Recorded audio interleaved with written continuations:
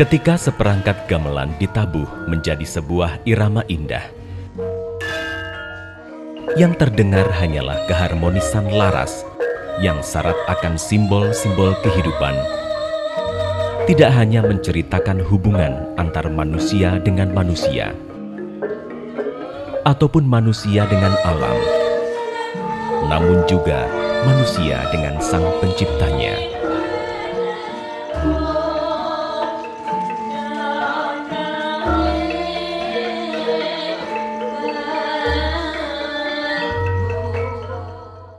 Ngelmu iku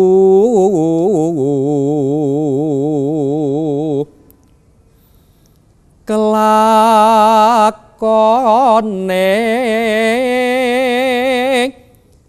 kanthi laku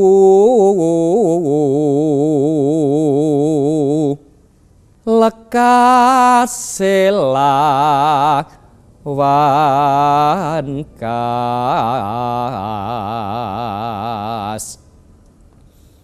tegese kas nyanto sani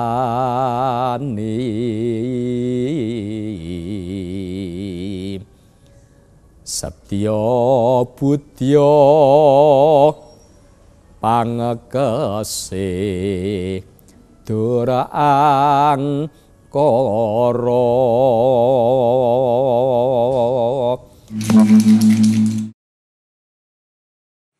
Gamelan menjadi satu bagian yang tak terpisahkan dari kehidupan berkesenian dan budaya warga Jogja,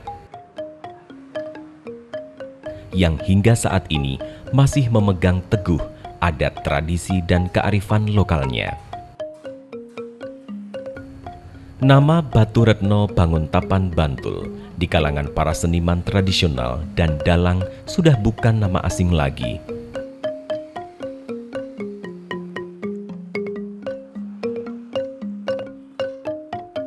Di tempat inilah dahulu mendiang Dalio Hadi Prayitno, sang gending ataupun pembuat gamelan Jawa bermukim dan berkarya menghasilkan gamelan klasik gaya Yogyakarta.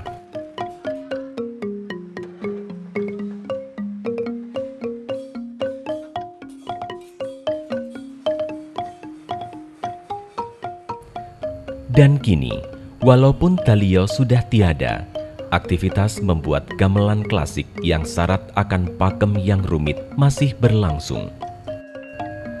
Di tangan Legiono, putra Dalio, tanggung jawab sang gending pun kembali diembannya.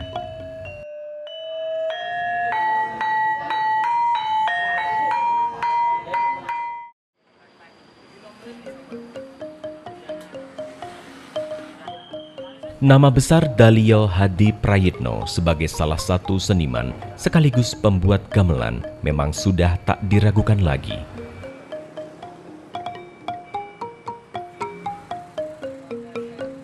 Karya-karya gamelan buatan Dalio tersebar di seluruh wilayah Indonesia, menjadi koleksi indah museum, ataupun menjadi benda kesayangan seniman-seniman besar di Indonesia.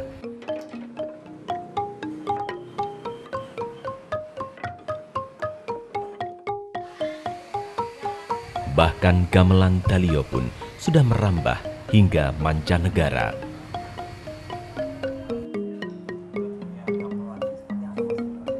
Saya awalnya terjun di ini gamelan itu nggak sengaja, Mas. Cuman bapak waktu masih sehat itu pernah bilang, "Le, kamu besok yang bisa neruske usahane bapak. Tole nganu kerjanya nggak usah nganu nyopir, sekarang di rumah aja nyoba nyeteli gamelan." Itu cuman gitu. Awalnya cuman itu, Mas.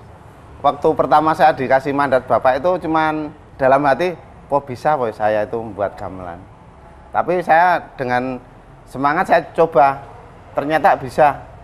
Pertama cuman itu nutuk kempul 1 2, terus saya dengerin itu kok loh kok. Terus tak bilang sama Pak, "Udah pas belum, Pak?" "Oh ya, bisa, udah pas. Tolong nanti dipelajari lagi biar besok neruske usaha Bapak. Itu Bapak cuma bilang gitu.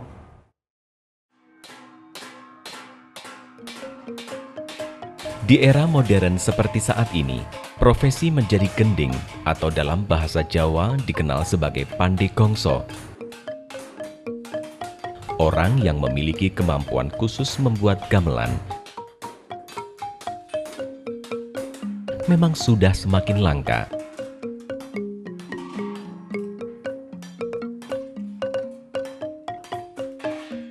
Bukan hanya karena tidak lagi banyak dipilih oleh kalangan muda karena keterbatasan kemampuan, namun biasanya karena kebanyakan profesi gending itu bersifat turun-temurun.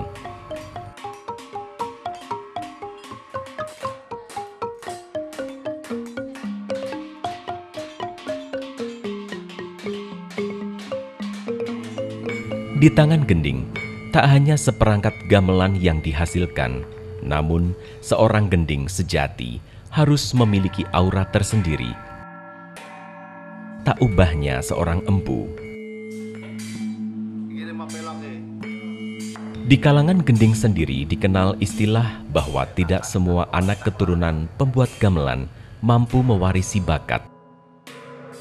Bakat hanya akan mengalir kepada anak yang memang oleh semesta sudah ditakdirkan untuk mewarisi ilmu metalurgi pandai gongso. Terlebih lagi, kemampuan untuk melaras gongso atau menyelaraskan irama gamelan satu demi satu hingga memiliki nada dan suara standar yang sama. Sebenarnya banyak yang bisa ngelaras, tapi pasnya itu, pas nadanya itu yang sulit. Ngengnya itu loh. Sekarang banyak orang membuat gamelan, tapi untuk suara beningnya itu jarang sekali yang tepat. Kadang-kala ada gabengnya. Itu faktor sulitnya di situ. Kalau bonang ini agak mudah, tapi yang agak sulit itu yang seperti ini. Agak sulit ini. Banyak yang laras tapi nggak bener. Kadang ada gabengnya, kadang ada gembernya itu. Soalnya ini itu harus pakai spek Mas buat seperti ini. Ketebalannya seberapa. Itu. Terus lebarnya berapa itu bisa dicek itu. Kalau asal membuat gamelan sulit Pak, Mas. Itu ngelarasnya itu, ngetemnya.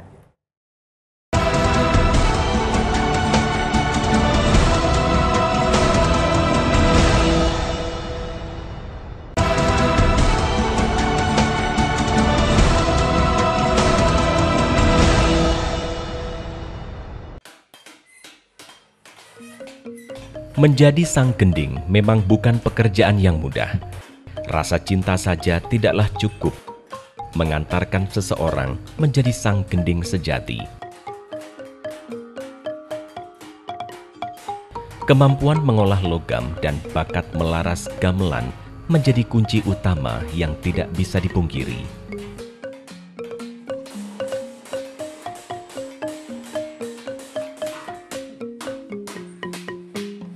Bahkan para gending zaman dahulu selalu mengawali pekerjaannya dengan tirakat atau lelaku, sebuah ritual yang intinya meminta kekuatan dan izin dari Yang Maha Kholik untuk menciptakan sesuatu agar memiliki jiwa.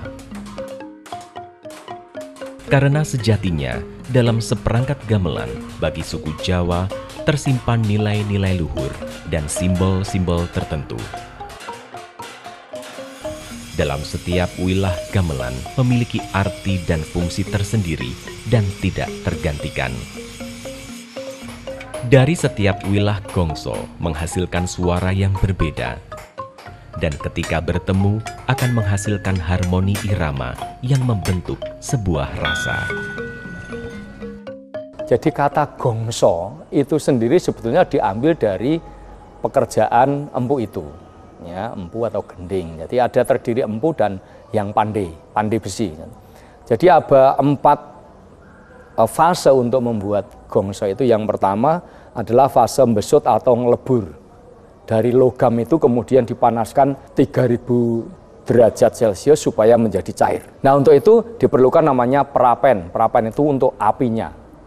Kemudian untuk memompa itu diperlukan namanya lamus.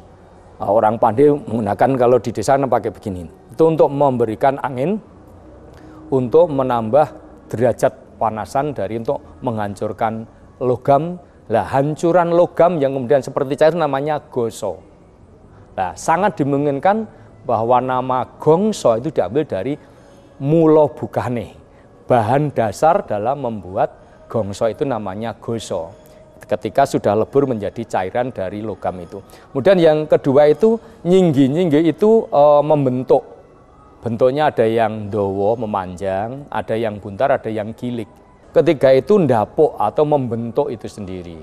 Setelah membentuk, ditempa begitu, menempa bahan dasar goso tadi, itu dipandu oleh sang empu dan 4 orang pandai besi ini. Nah, kemudian yang berikutnya adalah mbabar. Mbabar itu bagaimana sudah terbentuk, kemudian dibentuk sesuai dengan yang diinginkan. Dan yang terakhir adalah ngelaras. Nah, ngelaras ini proses yang harus tengen, artinya membuat nada-nada yang sifatnya pentatonis. Satu demi satu wilah gongso ini dibentuk dari lembaran-lembaran pelat besi, perunggu ataupun kuningan, mulai dari selentem, gender, demung, saron, peking, bonang, hingga perangkat gong.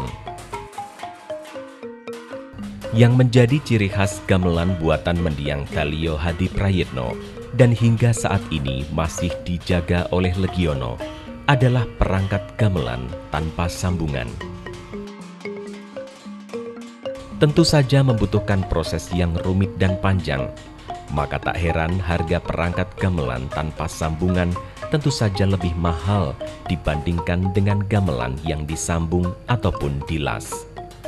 Namun demikian, untuk memenuhi permintaan segala kalangan, Legiono juga masih melayani pembuatan gamelan dengan sambungan. Nah, kalau produksi Dalio Legiono itu memang spesialnya seperti ini. Kuningan tanpa sambung, namanya kuningan tempa. Namanya kuningan tempa, ini cara buatnya kan cuma ditempa. Ditempa, dibakar, ditempa, dibakar, ditempa, seperti membuat gamelan perunggu. Itu, Mas. Jadi nggak ada sambungannya sama sekali. Kelebihannya di nadanya nanti agak nyaring, bunyinya lebih nyaring dari yang dilas. Sini banyak dilas, itu lebih nyaring yang ditempa, Mas. Ini kalau di sini, ini saya buat 1, kalau dilas itu bisa dapat 10. Makanya ini faktor kesulitan ini, nempanya ini lama sekali ini. Itu. Ditilik dari keperuntukannya, awalnya seperangkat gamelan ini dibuat sederhana hanya untuk tetabuhan.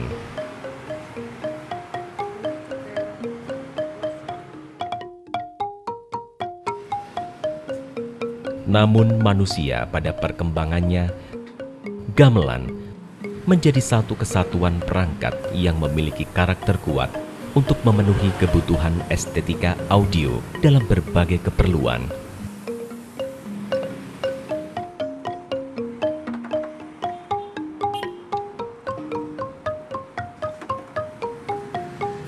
Dari yang sederhana hingga perhelatan yang besar dan penting dalam lingkaran kehidupan manusia.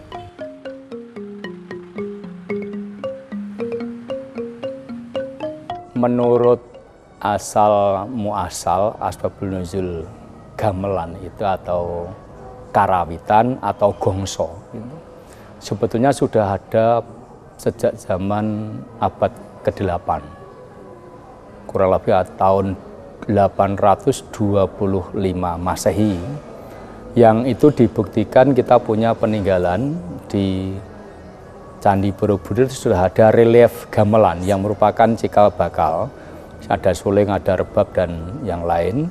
Itu kemudian berkembang hingga saat ini karena memang ada tuntutan zaman dari yang klasik sampai yang modern.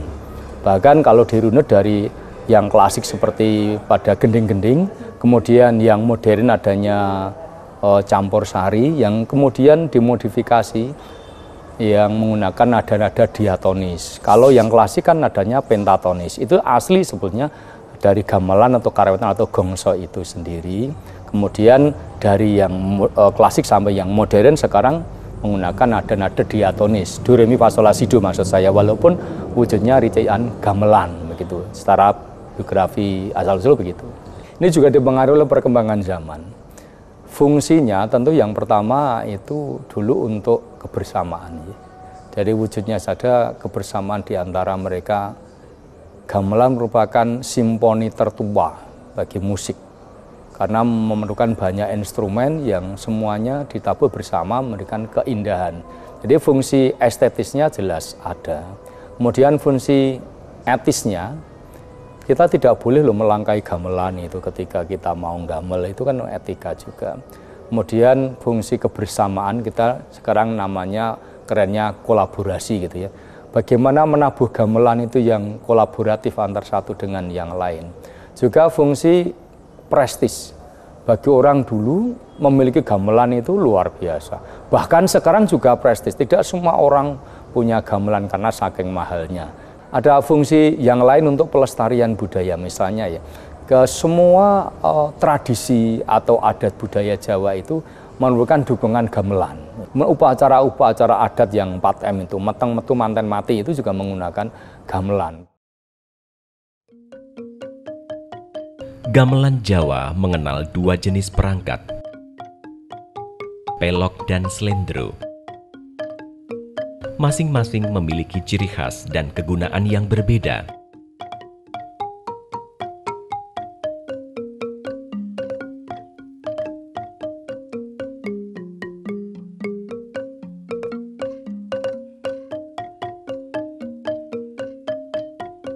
Ini dua pemilahan, jadi slendro dan pelok itu dua pemilahan namanya laras.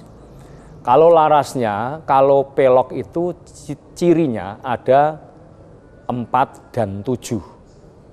Jadi kalau slendro tidak memiliki itu.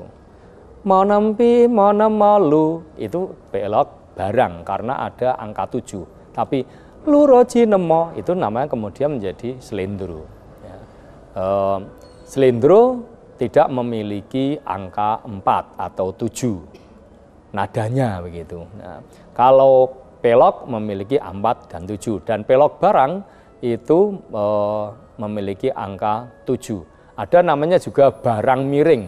Barang miring itu perpaduan antara keduanya, antara slendro dengan pelok. Zaman klasik itu gamelan itu kan pentatonis.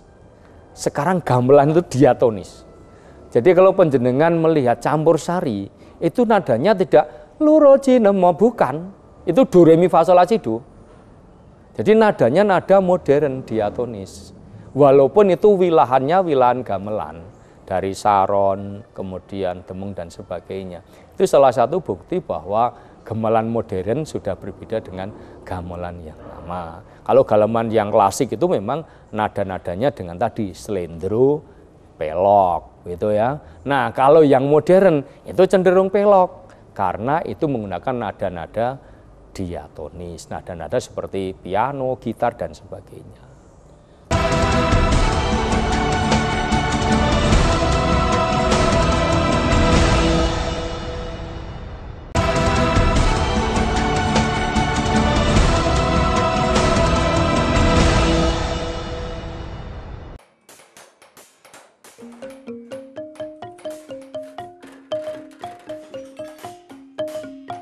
Beruntungnya, Legiono tidaklah berjuang sendiri.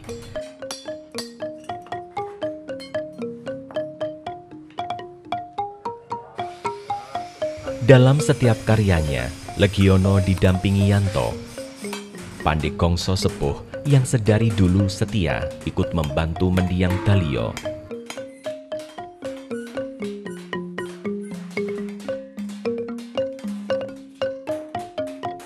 Di usianya yang tak muda lagi, Yanto hingga saat ini masih perkasa menempa lembar-lembar logam untuk dibentuk menjadi wilah-wilah gongso.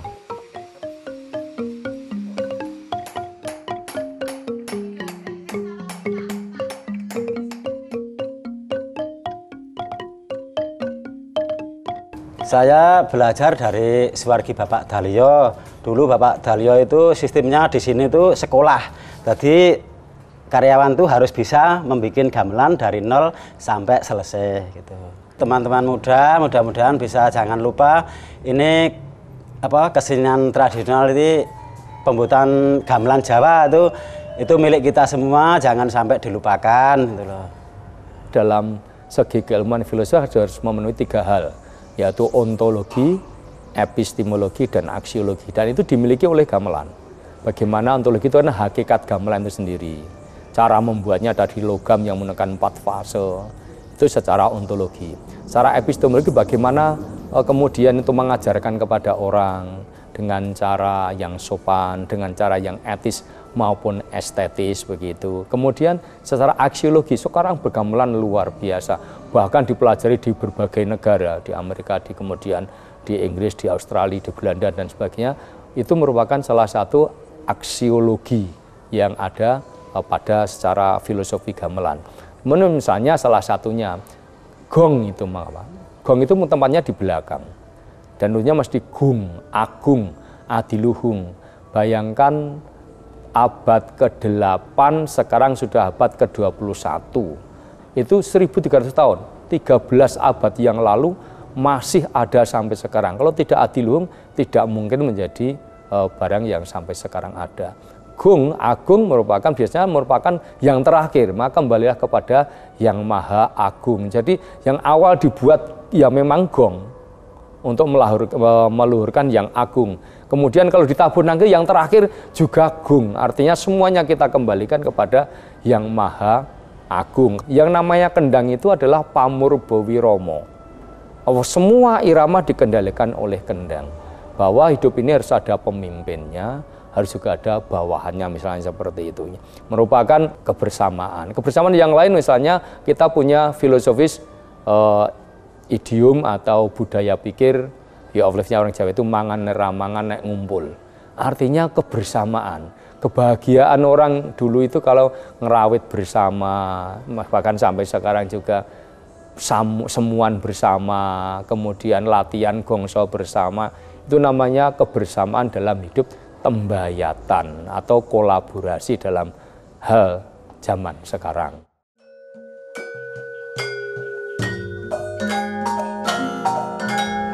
Bagi suku Jawa, gamelan tidak sebatas menjadi sarana berkesenian ataupun alat musik yang menghasilkan suara. Lebih dari itu, leluhur orang Jawa menyisipkan banyak sekali nilai-nilai luhur dan filosofis sebagai bekal berkehidupan sosial masyarakat melalui seperangkat gamelan.